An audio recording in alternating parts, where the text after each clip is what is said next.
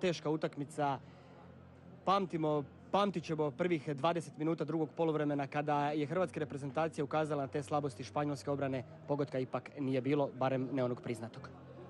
Pa nemamo nikakve koristi ovog časa od tih, usudio bi se reći, dobrih 70 minuta utakmice. Ovakve utakmice se uz kvalitetu i potencijal koji posjeduje momčad moraju igrati i glavom, a mi to danas nismo imali.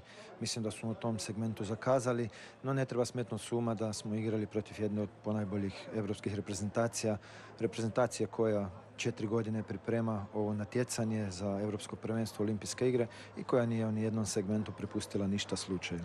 Kako ste vi zadovoljni sada nakon završetka ovog kvalifikacijskog ciklusa? Pa sigurno da će ovo baciti jedno sjeno na naše rezultate i uspjeh u kvalifikacijskoj grupi gdje smo osvojili uvjerljivo prvo mjesto, dakle napravili smo jedan korak prema naprijed, no naš cilj je bio plasman na Europsko prvenstvo. Nažalost, namjerili smo se na, velim, zaista kvalitetnog protivnika, nismo uspjeli se plasirati tu, naravno da će to ostati kao jedan minus, jer šteta zaista za ovu generaciju da nije napravila taj zadnji iskorak, ali kažem, za takav cilj je potrebno biti kompletan. Idemo sada pogledati najzanimljivije trenutke ovog drugog poluvremena.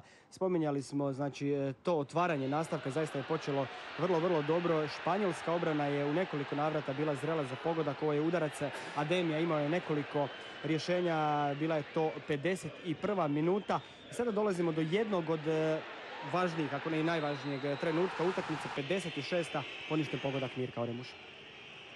Ja sam stekao dojam da je opravdano poništen taj pogodak, iako po ove možda se i ne bi reklo, ali s klupe gledajući da, ali evo, kažem vam, to su situacije koje govore o tome da Španjolska ne prepušta slučaju takvo natjecanje. Nešto slično se događalo ne sa zgoditkom i u Španjolskoj, gdje smo mi dobili toliko žutih kartona za zaista nepotrebne reakcije. Međutim, kažem, na kraju možemo žaliti za propuštenim, ali u mnogome smo kumovali i mi sami. Znači, sve ono što je bilo na vagi otišlo, ajmo reći, što se sudaca tiče, na stranu protivnika. 58. minuta. Vida je bio ubacio ovu loptu. Sjajna prigoda Vukušića glavom. Španjolci, znači, vise, dominacija bez pogotka. Polako dolazimo do 67. minute. Možete li prokomentirati igru Vukušića i ovu situaciju? To su utakmice u kojima se ovakve šanse moraju kapitalizirati.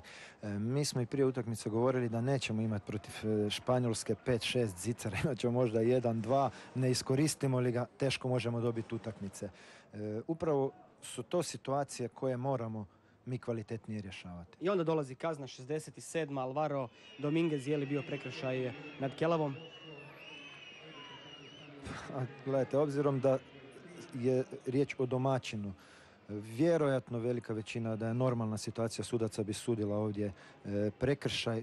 Da, ovdje apsolutno se po tome može zaključiti. To i po reakciji golmana također se može to zaključiti, ali kažem, to je takva utakmica gdje se to ne smije događati. Došlo je do kontakta očitoga sa Kelavom, španjolskog igrača. Tu polako sada tone naš brod, 71. minuta, Dejan Lovren, drugi žuti karton. Kažem vam, na samom početku sam rekao da takve utakmice trebamo igrati glavom. Razumijete, tu prvenstveno sam mislio na reakcije pojedinaca koje nisu rezonske i koje si igrači ne smiju dozvoliti. Ovo je bila prigoda Lopeza iz 82. i onda kraj svih nadanja, 89. 0-2. Lopez kasnije u sudačkoj nadoknadi je zabio i Žefren. Kime niste zadovoljni? Dojma smo da je bilo puno rupa u obrani, da Badel nije bio onaj pravi također. Pa nakon 70. minute tog isključenja i zaista duge pauze od 10 minuta, dalje mislim da nema ni potrebe govoriti, vjerojatno će tu i statistika biti debelo na strani Španjolaca i sve. Kažem, šteta što smo tih 20 minuta bacili mrlju na sve ovo ostalo. Bilo je, i ne samo Badel, bilo je dvojica, trojica naših igrača koji danas nisu bili na nivou na kojem inače očekujemo od njih, no to je vjerojatno i danak, kažem, i tom neiskustvu i tempu koji mi igramo kroz godinu, kroz sezonu, koji je daleko ispod ovog tempa koji mi moramo pružati u europskim utakmicama. I jedno s drugim, kada se to skupi, kažem, protiv ovakve momčadi, protiv ovakve kvalitete možeš igrati samo sa 11 pravih momaka, a mi to danas, nažalost, moramo priznati da nismo imali. Jedna od dobrih stvari, kratko ste to spomenuli u svom prvom odgovoru, su ovi dečki kako se odnose prema kultu mlade reprezentacije. Jeste li s time zadovoljni? Malo više o tome, molim vas.